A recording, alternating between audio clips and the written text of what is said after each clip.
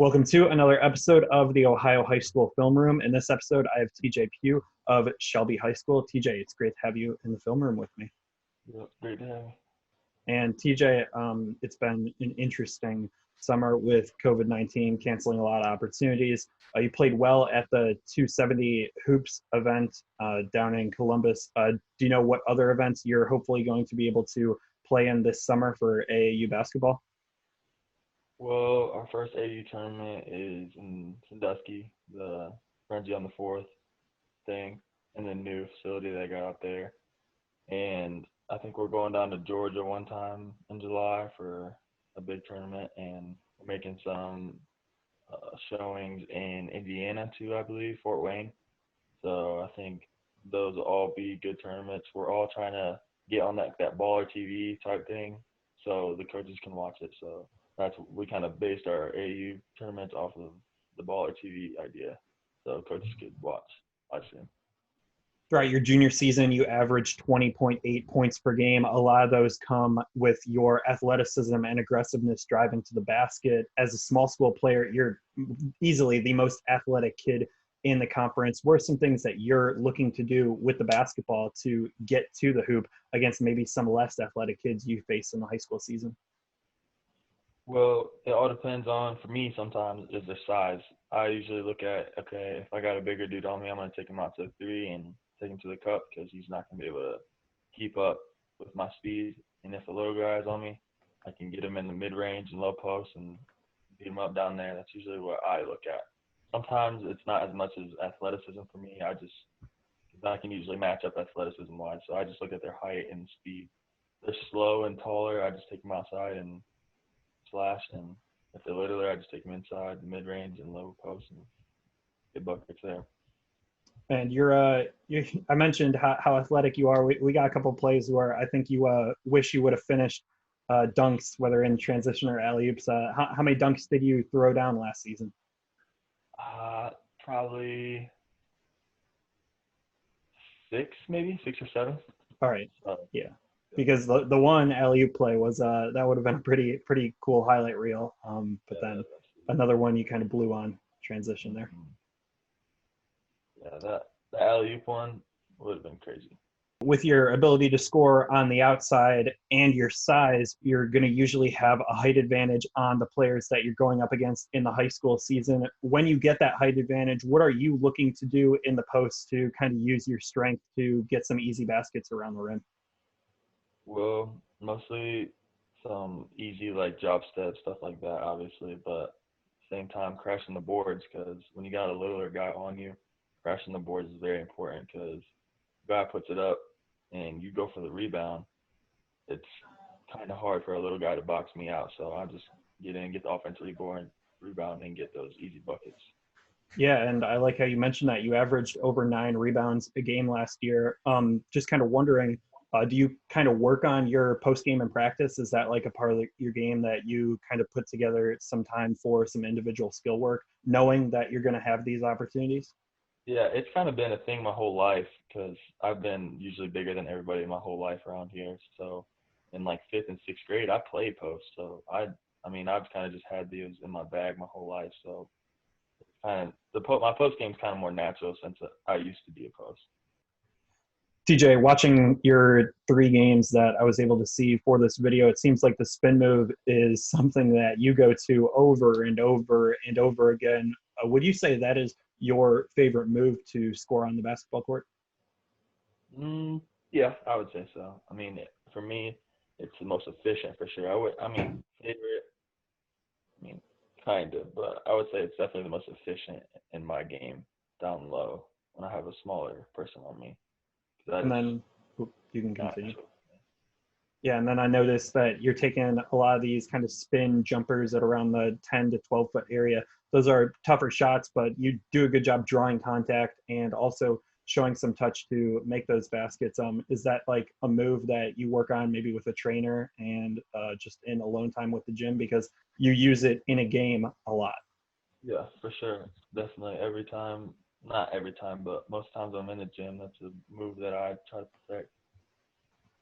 I would say an area of your game that's developing, but you still have some success right now is the mid-range pull-up jumper. How much time have you taken to kind of perfect that jumper, and how confident are you at your size? Because that's going to be a weapon for you against smaller defenders that can't really contest your mid-range jumper. All summer, that's what I was told, that if you get a smooth mid range, I mean, it's gonna be so hard to guard. So all last summer, I just grinded on that mid range jump shot, and I think I perfected it, or not perfected it, but improved it a ton from where I was at. So, because I know for me and my size and my league, that that jumper, that mid range jumper, is gonna be lethal. Even in college, looking at college, obviously, because that's my goal. And looking at there, a smaller guard on me, I mean, one step or one dribble pull up, I mean, it's hard to guard for anybody that's a bigger defender or smaller defender. In the three games that I was able to watch, you really shot the ball well from beyond the 3 point line, not only showing the ability to hit spot up threes, but also threes off screens, pull up 3 pointers. I think your shot diversity is a real strength from beyond the arc. Is there any type of 3 pointer that is kind of your favorite, whether that's spot up, coming off a screen, or like a pull up with your left or right hand? Probably my favorite three is a transition three, like coming up the right side, just like kind of low and then pop up right into it. I like that three. And did you kind of have the green light from your head coach with the ability to shoot the basketball from three when you felt like you were open? Yeah, we actually practice that transition three a lot because once you start shooting it good outside, defenders come out on you and it's easy to get to the rim. So we worked on a lot. Watching your film, I think it's clear you are one of the flashiest passers in the entire state. Is that something that you've just always had a gift for court vision? And when did you start throwing these like no look passes or kind of swing passes that are really flashy, but also you do a good job of being effective with them and not throwing the ball all over the gym for turnovers? I feel like it's something I was just kind of born with, the court vision. I mean, obviously, court vision and passing connect in a way because when you're able to pass it, you have to be able to see them. So I feel like I have good natural court vision, and my ability to pass just came with it. So it's nothing that I can really practice. It's nothing that you can really build up. I mean, it's just kind of a natural thing that came to me.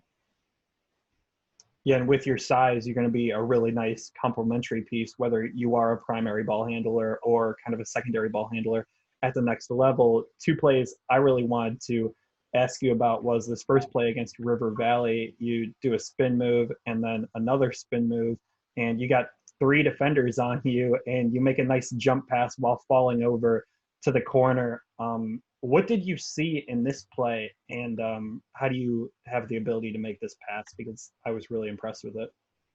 Well, when I first make that move and then the cross, and I get to the middle of the paint, I have guys. Well, that's how it usually happens when I get to the paint. Guys collapse, so I usually try to find because the guy that shot it is one of the best shooters on our team. So I saw the guys collapse, threw it over my shoulder because I knew he could knock it down, and I knew it was a better shot than I had because I had three guys on me. So when I was driving, saw him out of my peripheral vision, gave him a dime. And then I think my second favorite pass of yours was another one against River Valley, where you're in the backcourt and you baseball style whip this. I don't even want to know the velocity on that ball. Probably a tough catch for your teammate. Where did you see there? Because I'm not sure how many players even think about attempting that pass to the corner. Well, in that situation, it was kind of weird because there was two guys and then just one in the middle. So I made the defender pick one because he was right under the rim. If he could have just caught it, laid it in. So I saw him under the rim with only it was kind of like a 2-on-1 situation under the rim. So I just swung it down there and let them do the work. And is that kind of a that sort of baseball style one-handed flick? Is that a pass that you're comfortable making and you make pretty often? Yes, for sure. Off the dribble, just pop it up and throw it. That's definitely a pass I make a lot during the season. I would say that one pass you especially excel at is outlet passes and throwing the ball up the court. How important was it to your coach to have you throw it ahead to your teammates who were further up the court? It was very important because since day one, this is his first year here. So since day one, he preached transition, transition, transition because we weren't bigger in size as all the other teams. So we had to take advantage of it in speed. So as soon as you catch it off the rebound, my eyes go straight to the end of the court. And if I see you guys up there, it's going because obviously it moves faster through the air than it does dribbling. So Yeah, and then I like how I asked you about your one-handed baseball style passes, and then in this video you have two or three just one-handed passes that are absolutely right on the money, especially the one against Clear Fork where you put a little spin on it and just drop the ball right to your teammates through two defenders. That ball, you look like a quarterback out there hitting a defender in stride or hitting a receiver in stride in between like the linebacker and the safety there. yeah. Fifth grade and sixth grade, I used to play quarterback all the time. So maybe I just got that God-given talent of a good passer, I guess. TJ, on these clips here, we have a couple turnovers, especially the one against River Valley where you kind of spin inside the paint. Were you expecting a teammate in the corner, and then it seemed like you kind of hesitated, weren't sure whether to go up with a shot or pass it off? Like, what kind of happened in that play? Do you remember? Well, that kind of happened to me a lot during the year. I would get to the middle and, like I said earlier, collapse. And that was sometimes my struggle because it would be too hard because I'd get too deep or there'd be too many guys on me and it'd be too late. And once I tried to get it out to a three-point shooter, sometimes it would get tipped. So Is that just making quicker decisions with the basketball and knowing that you're going to have a lot of attention on you? yeah, and once I'm driving to the hole, not turning my back because as soon as I turn my back, guys can just come in and trap. So keep my chest square with the basket and finding guys like that. Playing in a league with not a ton of athletes that are even close to your skill level on the defensive end, it's kind of difficult to figure out just what level of a defender you are on ball. Knowing that you're going to be more athletic than your opposition, what are you looking to do as a point of attack defender when somebody is trying to drive on you or score on you? Well, that's definitely my biggest weakness is defense and staying on my toes and getting in stance at all times. The whole possession is stuff I try to work on and just keep my hips open and like I have good court vision, so I can play good help side. I just need to work on staying on my toes better and seeing the ball and my man. Is that ever you kind of, it sucks because you're so much more athletic than these kids. You can almost be lazy for half a second and then just use your natural ability to recover and make a play where maybe in AAU or at the college level, you're caught napping for half a second and that's going to be a bucket instead of at this level, you go up against a less athletic kid and you're able to still contest the shot or strip the ball loose. Yeah, that's why I try to get to as much as like 270 events, stuff like that. I try to get to as much as that as I can to work on my defense for sure. And then here we've got a bunch of plays of you either getting steals, deflections, or blocking shots. Did your coach kind of give you the freedom to try and make plays on the defensive end and help your team get out in transition off of a turnover? Yeah, somewhat. I mean, he always preaches take a charge, but obviously at my height in my league, blocking shots is obviously going to come because of my height. So he wasn't always mad about it unless it got me in foul trouble. And once I got a block or steal or rebound or whatever, it's pushing up in transition every time. You're going to be playing somewhere on the wing at the next level, but for Shelby, you're your team's tallest player and you find yourself around the basket a lot. How often did you have to adjust to being a primary rim protector and really defend the paint a lot, which is not something I'm sure you're going to be doing in AAU basketball or at the next level in college? Yeah, that's why it's sometimes tough in my league in my team because I'm like out of position sometimes for my like college position. Cause I mean I don't play center on my team, but I still protect the rim because I'm obviously the tallest dude. And I obviously get a lot of rebounds because I'm the tallest dude. So I feel like it's not going to change too much to college. I'll just play more. I just have to learn to play more perimeter defense instead of kind of inside more, which I can think I can adjust to that quickly. That will wrap it up for this video. TJ, thank you so much for joining me in the film room. Before we sign off, is there any one goal you have for your senior season with Shelby? I want to make it to at least regionals as a team, and maybe even playing Columbus one time because I got one shot. So shoot for the best.